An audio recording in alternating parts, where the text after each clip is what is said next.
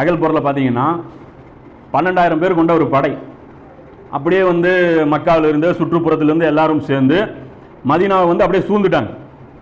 மதீனாவை சூழ்ந்துடுறாங்க. சஹாபாக்கள் ஒரு குழி வெட்டி வச்சிருக்கிறாங்க. குழி வெட்டி குழிக்கு அந்த பக்கம் தடுத்து அந்த படை நிற்குது, இந்த பக்கம் மதீனாவோட சேர்த்து சஹாபாக்கள் சேஃபாக இருக்காங்க. இப்போ இந்த நேரத்தில் நபி ஸல்லல்லாஹு அலைஹி வஸல்லம் குழி வெட்டுறாங்க. வெட்டும் போது ஒரு பாறாங்கல் வருது. அப்போ ரசூலுல்லாஹ் குத்தும் போது அல்லாஹ் அக்பர் சுப்ஹானல்லாஹ்ங்கறாங்க, அல்லாஹ் புகழ்றாங்க. சொல்லிட்டு என்ன சொல்றாங்க, பாரசீகத்துடைய கோட்டைகள் என் கையில் கொடுக்கப்படுது, சாவிகள் எனக்கு கையில் கொடுக்கப்படுதுங்கிறாங்க. அதே மாதிரி கிஸ்ராவுடைய கோட்டைகள் வீழ்வதை நான் பார்க்குறேங்கிறேன். இதெல்லாம் சொல்கிறேன். முனாஃபிக்கெல்லாம் என்ன பண்ணுறோம், பாரசீகம் அவனுக்கு ஒரு குஷி, பாரசீகமும் நமக்கு இல்லையா, ஆஹா கிஸ்ரா இதுவும் ரோமாபுரியும் நமக்கு இல்லையா, மதீனா வல்லரசா மாறப்போகுது அப்படின்னு அவனுக்கு ஒரு குஷி. அப்போ இதெல்லாம் நடக்குது. சொன்னவனே பின்னாடி என்ன ஆச்சு, பின்னாடி பனு குறைலாங்கிற அந்த கூட்டம் துரோகம் பண்ணுது. அந்த வழியை வந்து திறந்து விட்டா இவங்க வெட்டி வச்ச குழி இவங்களுக்கே கபரா மாறிடும். அப்போ அந்த மாதிரி ஒரு ஸ்டேஜ் வரப்போகுது. திறந்து விட்டுட்டாங்க.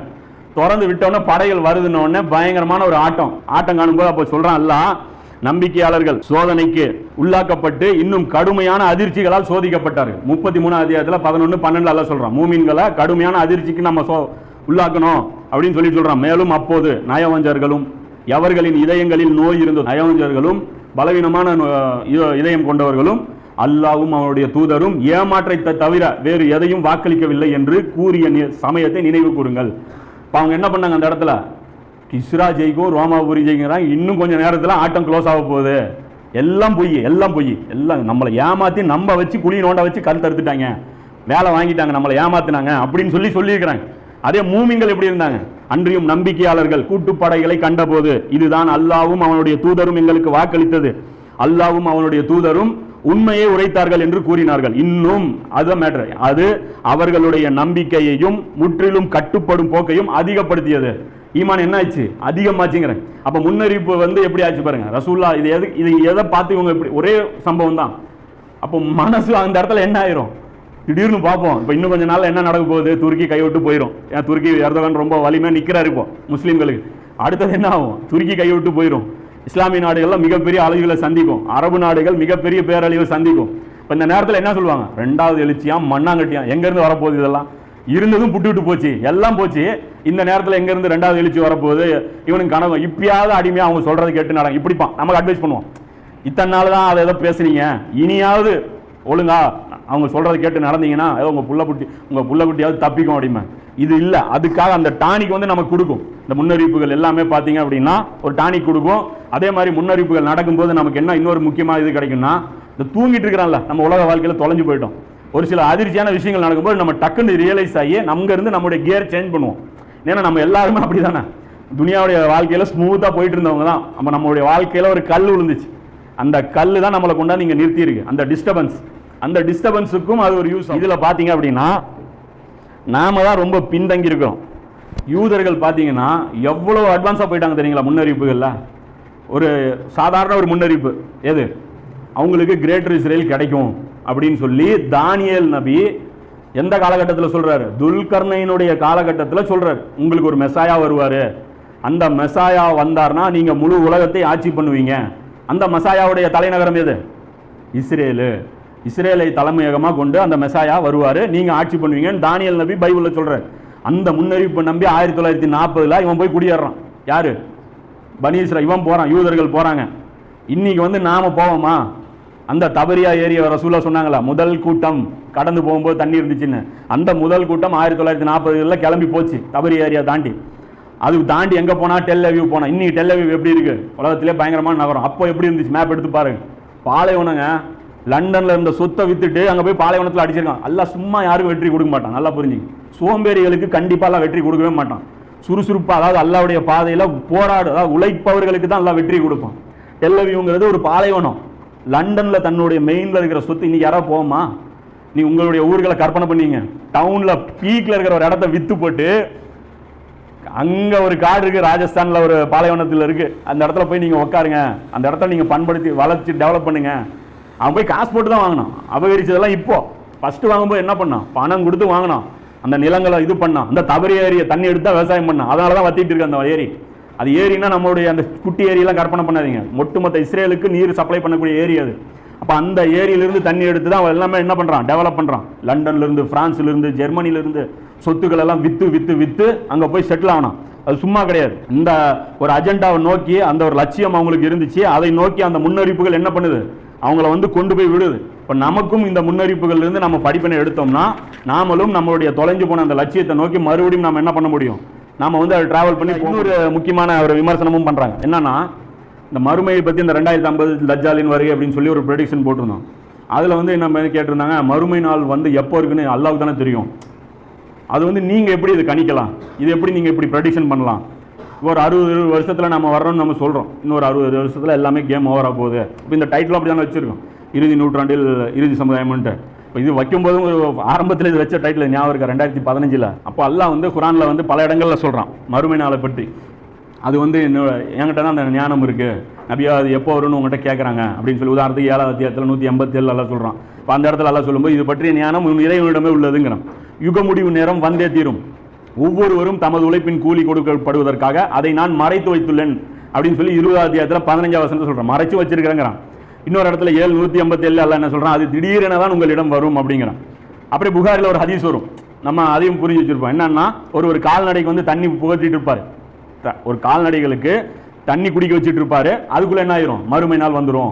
ஒருத்தர் சாப்பிட்றதுக்கு இப்படி வாயில கவலம் எடுத்துட்டு போவாரு, அதுக்குள்ள என்ன ஆயிரும், மறுமை நாள் வந்துடும். ஒருத்தர் பால் கறந்துட்டு இருப்பாரு, அதுக்குள்ள என்ன ஆயிரும், மறுமை நாள் வந்துடும். அப்ப திடீர்னு வரும், சொல்லாம கொள்ளாமல வரும். இப்போ நீங்க வந்து இப்படி ஆறாமரா இப்படி ஒரு செயல் திட்டம்லாம் போட்டுக்கிட்டு என்ன பைத்தியகாரத்தனமா என்னமோ ஆராய்ச்சி பண்ணிட்டு உட்காந்துட்டு இருக்கிறீங்க அப்படின்னு சொல்லி கேட்குறாங்க. இதெல்லாம் பார்த்தீங்க அப்படின்னா உண்மையிலேயே மறுமை நாள் திடீர்னுலாம் வராது. மறுமை நாள் இப்போ கூட பார்த்தீங்கன்னா எப்படிம்பாங்க சில பயான்களில் ஜும்மாக்கள்ல, வெள்ளிக்கிழமை தான் மறுமை நாள் வரும், வெள்ளிக்கிழமை என்னைக்கா இருந்தாலும் நம்ம அலர்ட்டாக இருக்கணும் அப்படிம்பாங்க. அதில் நிறைய அவங்களுக்கு இது இருக்குது, பள்ளிவாசலில் இருந்துட்டு பள்ளிவாசல் மட்டும் தப்பிச்சிருமா, அப்படியே அது வானத்துக்கு அப்படியே உயர்த்தப்பட்டுரும் ஒவ்வொரு பள்ளிவாசலும், அப்படி இப்படிலாம் உங்களுக்கு குழந்தைகள்லாம் நம்ம கேட்டது. என்ன விஷயம்னா, ஆனால் குரானில் ஹதீஸில் என்ன சொல்லப்படுது அப்படின்னா, மறுமை நாள்லாம் திடீர்னுலாம் வராது. நபி ஸல்லல்லாஹு அலைஹி வஸல்லம் ஒரு ஹதீஸில் பாருங்கள், முஸ்லீமில் 5558வது ஹதீஸ். ஒரு முறை நாங்கள் பேசி கொண்டிருந்தோம் மஸ்ஜித் நபவியில், சஹாபாக்கள் உட்காந்து பேசிட்டு இருக்கிறேன். அப்போ நபி ஸல்லல்லாஹு அலைஹி வஸல்லம் அவர்கள் எங்களை பார்த்து எதை பற்றி பேசிக் கொண்டிருக்கிறீர்கள், என்ன பேசிட்டு இருக்கிறீங்க அப்படின்னு சொல்லி கேட்குறாங்க. அப்போ சஹாபாக்கள் சொல்கிறாங்க, மறுமை நாளை பற்றி நாங்கள் பேசி கொண்டிருக்கிறோம், உலக அழியக்கூடிய நாளை பற்றி நாங்கள் பேசிட்டு இருக்கிறோம் அப்படிங்கிறாங்க. அப்போ ரசூலா சொல்கிறாங்க, நீங்கள் 10 அடையாளங்களை காணாத வரை யுக முடிவு நாள் ஏற்படவே ஏற்படாது அப்படின்னு சொல்லி ஒரு பட்டியலை போடுறாங்க. இப்போ என்ன சொல்கிறாங்க, மறுமை நாளை பற்றி ஏன் நீங்கள் பேசுகிறீங்க, ரசூலா அப்படி சொல்கிறாங்க, பயப்படாதீங்க, அது திடீர்னுலாம் வந்துடாது, 10 அடையாளங்கள் இருக்குது, அந்த அடையாளங்கள் வராத வரைக்கும் மறுமை நாள் வரவே வராதுங்கிறாங்க. இப்போ மறுமை நாள் திடீர்னு வரும்னு குரான் ஹதீஸில் இருக்குது. ஆனால் என்ன சொல்கிறாங்க, சில சம்பவங்கள் நடக்காமல் வராதுன்னு குரான் ஹதீஸில் இருக்குது. அதே இன்னொரு ஹதீஸில் பாருங்கள், முஸ்லீம் இது திருமீதியில் 2630, அபூதாவூதில் 4282வது ஹதீஸ். இந்த ஹதீஸில் வந்து ரசூலா சொல்கிறாங்க, இந்த உலகம் அழிக்கப்படுவதற்கு ஒரே ஒரு நாள் தான் மீதம் உள்ளது என்று இருந்தாலும், இந்த உலகம் அழிக்கப்படுறதுக்கு ஒரு நாள் தான் மீதி இருந்தது அப்படின்னாலும் அல்லாஹ் அதை நீட்டி விடுவான், அந்த நாளை அல்லாஹ் அப்படியே பெருசாக்கிடுவான். என் குடும்பத்தை சேர்ந்த ஒருவர் இந்த பூமியை நீதியை கொண்டு நிரப்புவார், அதற்கு முன் அது அநீதியை கொண்டு நிரம்பி இருக்கும்.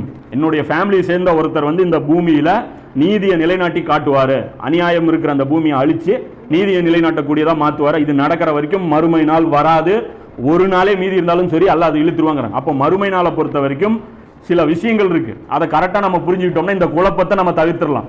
ஏன்னா அந்த குரான்ல ஒரு வசனம் படிச்சுட்டு நம்ம என்ன பண்ணிடுறோம், அதுவே நினைச்சுக்கிறோம். மறுமை நாளை பொறுத்த வரைக்கும் 3 ஸ்டேஜா நம்ம பிரிக்கணும், புரியுங்களா? 3 ஸ்டேஜா பிரிக்கணும். அது குரான் 3 விதமான வார்த்தைகளும் பயன்படுத்துது. முதல் ஸ்டேஜ் பார்த்தீங்கன்னா யௌமுல் ஆகிரா, இறுதி காலகட்டம். யௌமுங்கிறது காலத்தையும் குறிக்கும், ஒரு நாளையும் குறிக்கும். அது ஒரு லாங் பீரியட் யௌமுங்கிறது. உலக எதை பற்றி அல்லாஹ் சொல்லும்போது என்ன சொல்றான், யௌமுல் ஆகிரா அப்படின்னு சொல்லி அல்லாஹ் சொல்றான், இறுதி காலகட்டம். இது வந்து ஒரு ஸ்டேஜ்.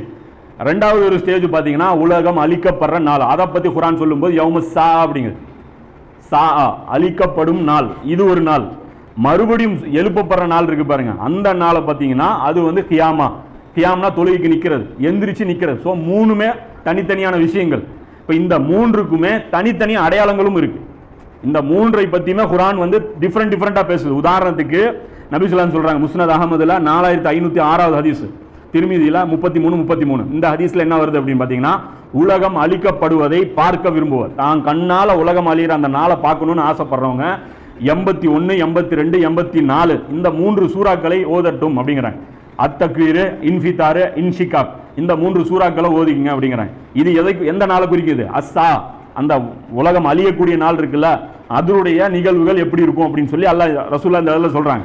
அதே மாதிரி பார்த்தீங்கன்னா எழுப்பப்படுற நாள் இருக்குல்ல, அதோடைய சிம்டம்ஸ், அன்னைக்கு நடக்கக்கூடிய விஷயங்கள்லாம் அது தனி. அதை பார்த்தீங்கன்னா 75வது அத்தியாயம் இருக்கு பாருங்க, சூரா கியாமா. அந்த சூறால வந்து அல்லாஹ் வந்து டீட்டெயிலாக இது ஃபுல்லாக இதையே பேசியிருப்பான். ஸோ யவுமுல் ஆகிராவை பொறுத்த வரைக்கும் நிறைய அடையாளங்கள் ரசூலுல்லாஹும் குர்ஆன்லையும் சொல்லப்பட்டிருக்கு. இந்த அடையாளங்களில் தான் ஈசா நபி திரும்ப வர்றது, யாஜூஜ் மாஜூஜுடைய அந்த வெளிப்படுதல், அவர்கள் வந்து உயரங்களை அடைவது, இதில் தான் அந்த புகை மூட்டம், தஜ்ஜாலு எல்லாமே பார்த்தீங்கன்னா இது எதுக்குண்டான அடையாளங்கள்? இது எல்லாமே யவுமுல் ஆகிராவுக்கு. அப்போ ஃபர்ஸ்ட் யவுமுல் ஆகிரா வரும், அதற்கு அடுத்தது தான் யவுமுஸ் சா வரும், அதுக்கு அடுத்தது தான் என்ன வரும்? யவுமுல் கியாமா வரும். அப்போ இந்த யவுமுஸ் சா இருக்குல்ல, உலக அழிவு நாள், அதுதான் எப்போ வரும்னு தெரியாது. யவுமுல் ஆகிரா பொறுத்த வரைக்கும் எல்லாருமே கணிக்க முடியும், நாம இறுதியான காலகட்டத்தில் நோக்கி போயிட்டு இருக்கிறோம், அடுத்தடுத்த நிகழ்வுகள் இப்படி தான் இருக்க போகுது அப்படிங்கிறது கணிக்க போறோம். இப்போ நாமளும் அதை தான் கணிக்கிறோம். அதுக்கப்புறம் அந்த யவுமுல் ஆகிரா பார்த்தீங்கன்னா ஒரு கட்டத்தில் வந்து முடிஞ்சிடும். அது எப்போ முடியும்னா அல்லாஹ் அந்த 9:33 சொல்றான்ல, இந்த முழு உலகமும் வந்து இஸ்லாம்ங்கிற அந்த தீனை கொண்டு நான் வந்து ஜெயிக்க வச்சிருவேன்ட்டு. ஸோ அந்த முன்னறிவிப்பு நடந்துருச்சுன்னா என்ன ஆயிரும்? யவுமுல் ஆகிரா முடிஞ்சிடும். அதற்கப்புறம் இந்த பூமிக்கு இன்னொரு வரலாறு கிடையாது. அந்த காலகட்டத்தில் மறுபடியும் மனிதர்கள் என்ன ஆவாங்க? வழி தவற ஆரம்பிச்சிருவாங்க. கழுதைகளை போல் ரோட்ல விபச்சாரம் செய்யற அளவுக்கு வழி தவறி போவாங்க. அந்த அளவுக்கு ஒரு சீர்திருத்தம் ஏற்பட்டும் பின்னாடி மனிதர்கள் அழிஞ்சு போவாங்க, அவங்க வழி தவறி போவாங்க. அப்ப அந்த மக்கள் வாழக்கூடிய காலகட்டத்தில் தான் திடீர்னு வரும். ஏன்னா அந்த மக்களுக்கு உபதேசம் செய்யறவங்க யாரும் இருக்க மாட்டாங்க. நல்லவங்க வந்து அந்த ஒரு மென்மையான காற்று மூலமா அழிக்கப்பட்டுருவாங்க. அந்த பூமியில கெட்டவர்கள் வாழ்ந்துட்டு இருக்கும் போது எப்போ வேணாலும் வரும். அந்த காலகட்டம் தான் திடீர்னு வருமே தவிர மற்றபடி இன்னைக்கு எல்லாம் வந்து மறுமை நாள் திடீர்னுலாம் வராது. யாஜூஜ் மாஜூஜுடைய அந்த முன்னறிப்பு இருக்கு இல்லையா, அது இவ்வளவு பெரிய ஒரு அத்தாட்சி. அதைவே நாம என்ன பண்ணிருக்கிறோம்? கவனிக்காம நம்ம விட்டுருக்கிறோம். அது எப்படிங்க இது இவ்வளவு பெரிய அத்தாட்சின்னு சொல்றீங்க? நம்மளுடைய முன்னோர்கள் யாருமே கவனிக்கவே இல்லை அப்படின்னு சொல்லி கேள்வியை சொல்றாங்க. அதே தான் வந்து மஹதி அலைஹிஸ்ஸலாம் வரும்போதும் நடக்க போகுது, தஜ்ஜால் வந்தாலும் அதே தான் நடக்க போகுது. அவ்வளவு சீக்கிரம் வந்து அந்த முன்னறிவிப்புகள்லாம் வந்து கணிச்சிக்கவே முடியாது. அந்த முன்னறிவிப்புகள்லாம் எப்படி கணிக்க முடியும் அப்படின்னா, சில வரலாற்றில் சில உதாரணங்கள் இருக்கு. அந்தந்த காலகட்டத்தில் சத்தியத்தில் யார் இருந்தார்களோ அவர்களால் மட்டும்தான் அந்த முன்னறிவிப்புகளை வந்து உணர முடியும். இதே மாதிரி மஹதி அலைஹிஸ்ஸலாம் அவர்கள் வந்தா எப்படி அவர் அடையாளம் காண்றது அப்படின்னு சொல்லி நிறைய பேர் கேட்கறாங்க. இந்த அடையாளங்களை பத்தி என்ன நினைக்கிறாங்க? முன்னறிவிப்புகளை வச்சு ரொம்ப சிக்கலா இருக்கும், மஹதி அலைஹிஸ்ஸலாம் எப்படி கண்டுபிடிக்கிறதுன்ட்டு. அவங்க நிறைய ஆராய்ச்சிகள், அவருடைய நெத்தி எப்படி இருக்கும், அவருடைய மூக்கு எப்படி இருக்கும், அவர் எவங்க எப்படி இப்போ இந்நேரம் எங்கே இருப்பார், இப்படிலாம் ஆராய்ச்சி பண்ணுறாங்க. இப்படிலாம் ஆராய்ச்சி பண்ண தேவையில்லை. மஹதி அலைஹிஸ்ஸலாம் அவங்களுக்கு ஒரு மிஷன் இருந்துச்சு. நபி ஸல்லல்லாஹு அலைஹி வஸல்லம் அவங்களுக்கு என்ன மிஷன் இருந்ததோ அதே மிஷன் தான் மஹதி அலைஹிஸ்ஸலாமுக்கும் இருக்கும். இப்போ நமக்கு மஹதி அலைஹிஸ்ஸலாம் அடையாளம் காண வைக்கிறது எது தெரியுமா? அந்த மிஷன் தான். அந்த மிஷன்ல நீங்களும் ஒருவராக இருந்தால் உங்களுக்கு மஹதி அலைஹிஸ்ஸலாம் புரியும். இல்லைன்னு வச்சிங்க, ரசூல்லா வந்ததே நம்ம கோட்டை விட்டுருக்கோம். நம்ம வந்து எவ்வளோ பெரிய சாம்பியனுங்கிறது பார்த்துங்க. நம்ம சாதாரண கோட்டையெல்லாம் உள்ள நபி ஸல்லல்லாஹு அலைஹி வஸல்லம் வந்த நோக்கத்தையே நம்ம தவற விட்டுருக்கோம். மஹதி அலைஹிஸ்ஸலாம் வர்ற நோக்கத்தையும் நம்ம கரெக்டாக கண்டுபிடிக்க போகிறோம். ஸோ இனி வந்து நம்ம கரெக்டாக குர்ஆனை ஸ்டடி பண்ணணும். சாதாரணம் இல்லை. அல்லாஹ் நல்லா புரிஞ்சுங்க. இந்த முன்னறிவிப்புகள்லாம் பார்த்தீங்கன்னா ஒரு கன்னி மாதிரி எல்லாம் செட் பண்ணிக்கிறோம். நல்லவர்கள் மட்டும்தான் எடுத்து பயனடைஞ்சிக்கணும், கெட்டவர்களுக்கு அது யூஸே ஆகக்கூடாதுன்னு ரசூலா ரொம்ப ஜாக்கிரதையாக இருந்திருக்கான். அவன் தொழுதாலும் சரி நோன்பு வச்சாலும் சரி, கெட்டவன் வந்து நல்ல டீம்ல வந்துடக்கூடாது, இவனுக்கு சொர்க்கத்துடைய பாக்கியங்கள் கிடைச்சிடக்கூடாது, அதை ஜாக்கிரதையாக இருந்திருக்காங்க. ஏன்னா சில உதாரணங்கள் முன்னாடி பின்னாடி நான் காட்டுவேன், அதை பார்க்கும்போது தெரிஞ்சிடும். அதே மாதிரி தஜ்ஜாலையும் வந்து புரிஞ்சுங்க. தஜ்ஜாலை நீங்கள் அடையாளம் கண்டுபிடிக்கணும் அப்படின்னா, தஜ்ஜால் ஒரு சிஸ்டம் நீ ஏற்படுத்தி இருக்கிறான் பாருங்க, அந்த சிஸ்டத்தை நீங்கள் அடையாளம் கண்டுபிடிச்சி அந்த சிஸ்டத்தை நீங்கள் வெறுக்கக்கூடியவர்களாக இருந்தால் மட்டும்தான் தஜ்ஜாலை நீங்கள் கண்டுபிடிக்க முடியும். அவன் ஒத்த கண்ணு இருப்பான், நெத்தியில் காசுறாலாம், ஒன்றும் அடையாளம் கண்டுபிடிக்க முடியாது. அது சிஸ்டத்துக்கிட்டே நீங்கள் தோத்துட்டீங்க அப்படின்னா தஜ்ஜால் வந்தாலும் நீங்கள் தோக்கத்தான் போய் வந்து ஒரு அடிப்படையான விஷயங்கள். இதெல்லாம் வந்து மறுமை நாளுடைய அடையாளங்கள் வந்து ஒரு வேடிக்கை விளையாட்டு கிடையாது. அதில் வந்து நம்முடைய சொர்க்க நரகத்துக்கு போகிறதுக்கு உண்டான அந்த விஷயங்கள் அடங்கியிருக்கு. அதனால் வந்து அது நமக்கு யூஸ் ஆக போகுது. வெறும் வேடிக்கை பார்க்க போகிறோம்ல, அதில் நமக்கும் ரோல் இருக்குது. அந்த அடையாளங்கள்லாம் நம்முடைய ரோல் என்ன அப்படிங்கிறத நம்ம வந்து பார்க்கணும் அப்படிங்கிறதான் விஷயம். இப்போ இந்த மறுமை நாளுடைய முன்னறிப்புகள் பொறுத்த வரைக்கும் இன்னொரு முக்கியமான மேட்ரு, நிறைய விஷயங்கள் வந்து நம்ம வந்து சொல்ல முடியாது. இந்த யாஜூஜ் மாஜூஜ் சப்ஜெக்டே எடுத்துங்க, சில டீட்டெயில்கள் நம்ம நிறைய சொல்லாம விட்டுருப்போம். உதாரணத்துக்கு சைனாக்காரர்களை பற்றி நம்ம அதிகமாக பேசலை. சைனா ஜப்பான் இவங்களுடைய பங்களிப்பெல்லாம் என்ன அது பேசலை. அப்புறம் இந்த அம்புகளை வந்து எங்கே எரிப்பாங்கன்னு இருக்கு, அது என்ன மெட்டீரியல் அப்படி இப்படின்னு பேசுகிறாங்க. மறுமை நாளுடைய முன்னறிப்புகள் பொறுத்த வரைக்கும் அதுன்ட்டு இல்லை, டோட்டலாகவே நபி ஸல்லல்லாஹு அலைஹி வஸல்லம் முன்னறிப்புகள் பொறுத்த வரைக்கும் குத்து மதிப்பாக தான் ரசூலா சொல்லுவாங்க. அதுக்கு ஒரு உதாரணம் வந்து சொல்ல முடியும். எப்படின்னா, இந்த பத்ரு போர் நடந்தது இல்லையா, பத்ரு போர் நடக்கிறதுக்கு முன்னாடி சாத் பின் முஆத் ரலியல்லாஹு அவர்கள் இவங்க வந்து மக்காவுக்கு உம்ரா செய்யறதுக்கு போறாங்க. இது புகாரில் பார்த்தீங்கன்னா 3950 ஹதீஸில் இது பார்க்கலாம். சாத் பின் முஆத் ரலியல்லாஹு மக்காவில் போய் தவாஃப் பண்ணிட்டு இருக்காங்க. அவருக்கு வந்து யார் நண்பர் அப்படின்னு பார்த்தீங்கன்னா மக்காவில் இருக்கக்கூடிய காஃபிர்களில் உமையா இப்னு கலஃபுங்கிறவன் வந்து நண்பர். அவன் என்ன பண்ணுறான் அப்படின்னா கூட்டிகிட்டு போகிறான், வாங்க நான் வந்து உங்களுக்கு, ஏன்னா சென்சிட்டிவான விஷயம் நேரம், மக்கா மதீனாலேருந்து வந்திருக்காரு, நபி ஸல்லல்லாஹு அலைஹி வஸல்லம் மதீனாவுக்கு ஹிஜ்ரத் பண்ணி போயிருக்காங்க. இப்போ இந்த காலகட்டத்தில் மதீனாலேருந்து ஒரு ஆள் வந்திருக்காருன்னா மக்காவாசிகளுக்கு பயங்கரமான ஒரு கோபம் வரும். அப்போ கூட்டிகிட்டு வர்றாரு, கூட்டிகிட்டு வரும் இந்த பாடி கார்டு மாதிரி இவரே கூட வர்றாரு. அப்போ அபூஜஹல் வழியில் நிற்கிறான், நின்றுட்டு சொல்கிறான், உனக்கு என்ன தைரியம் இருந்தால் மதீனாலேருந்து இங்கே வந்து நீ தைரியமாக ஹஜ் உம்ரா செஞ்சுட்டு இருக்கிற, அங்கே வந்து நீ முகமதுக்கு வந்து நீ சப்போர்ட் வர நீங்கள் பண்ணியிருக்கீங்க, இவர் தான் முக்கியமான லீடரு, சாத் பின் முஆத் தான் இவர் கஜரஜ் கூட்டத்துடைய தலைவர்னு நினைக்கிறேன். அப்போ இவர் வந்து என்ன தைரியம் இருந்தால் இப்படி நீ பண்ணுற அப்படின்னு சொல்லும்போது, நீங்கள் என்ன தைரியம் இருந்தால் எங்கள் ஏரியாவை தாண்டி வியாபாரத்துக்கு போகிறீங்க, இவர் கேட்குறாரு, உங்களுக்கு என்ன தைரியம் இருந்தால் எங்கள் ஏரியாவை தாண்டி நீங்கள் வியாபாரத்துக்கு போவீங்க, என்னை தடுத்து பாரு, நான் என்ன பண்ணுறேன்னு உனக்கு காட்டுறேன், இது பெருசாக என்னை உம்ரா செய்கிறது தடுக்கிறத விட உன் வியாபார கூட்டத்தை நான் தடுத்துருவேன், அது ரொம்ப பெருசாக இருக்கும் உனக்கு அப்படிங்கிறார். அப்போ அவன் என்ன சொல்கிறான், கூட இருக்கிற அந்த உமையங்கிறவன் தலைவரை பார்த்து, அபுல் ஹக்கமை பார்த்து சத்தம் போட்டு பேசாத, மரியாதை இல்லாமலாம் இப்படி பேசாதன்னு சொல்லி சாத் பின் முஆத் அவனை பார்த்து சொல்கிறான். சொன்ன உடனே சாத் பின் முஆத் சொல்கிறாங்க, நீ எதுக்கு தேவையில்லாமல் நடுவில் வர, நாங்கள் 2 பேர் பேசிட்டு இருக்கிறோம், உன்னை தான் ரசூலுல்லாஹ் கொல்வாங்கன்னு சொல்லியிருக்கிறாங்க, அதனால் கம்முன்னு இருந்துக்கோ, நீ இந்த பிரச்சனையில் வராதுங்கிறாங்க. இதை சொன்ன உடனே அவனுக்கு பயம் வந்துடுது. அவன் திருப்பி கேட்குறான், ரசூலுல்லாஹ் என்னை கொல்லுவாங்களா, எங்கே அப்படிங்கிறான்.